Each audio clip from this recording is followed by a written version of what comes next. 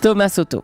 C'est un week-end sous le signe des rencontres France-Angleterre qui s'ouvre avec le match de rugby demain au Stade de France, avec aussi dès aujourd'hui le rendez-vous qu'a François Hollande avec le Premier ministre britannique David Cameron.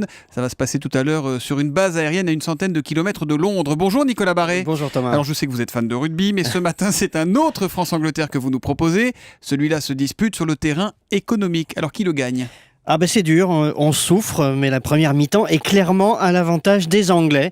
Le président du Parti conservateur britannique, qui ne fait pas dans la nuance, a l'habitude de dire à ses électeurs, si vous voulez savoir pourquoi la gauche est un désastre, regardez de l'autre côté de la Manche, ça plante le décor. Alors depuis qu'il a pris les commandes en 2010, David Cameron a mis le paquet sur l'offre, les entreprises, la compétitivité, les baisses d'impôts. Ça paye, une croissance de 1,9% l'an dernier contre 0 en France, et on attend 2,6% cette année au Royaume-Uni contre moins de 1% chez nous.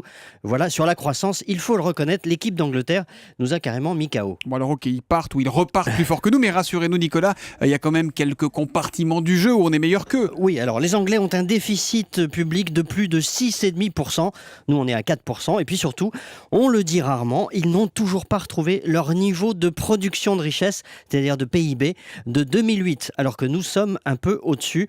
En revanche, là où ils restent beaucoup plus forts que nous, c'est dans ce qu'on appelle les mesures structurelles. Le périmètre de l'État a été réduit en Angleterre depuis 3 ans, alors que chez nous, les dépenses publiques continuent d'augmenter. Sur ce sujet, Cameron fonce alors que Hollande fait du surplace.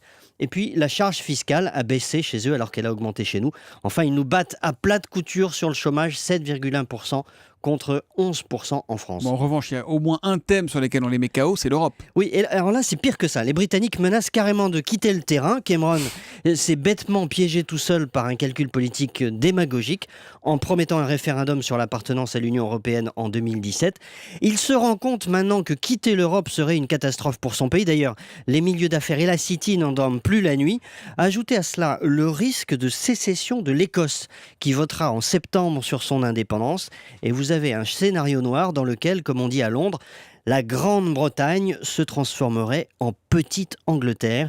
Et là, pour le coup, le match avec la France serait vite plié. Bon, finalement, c'est un peu comme en rugby. On se dit que les Anglais ont un petit quelque chose en plus que nous, mais sur le terrain... On espère qu'on va les battre samedi au Stade de France. Et votre pronostic pour demain ? On va les battre. Ouais, c'est noté. Merci Nicolas Barré, directeur de la rédaction des Échos. L'édito Écho, tous les matins à 8h10 sur Europe.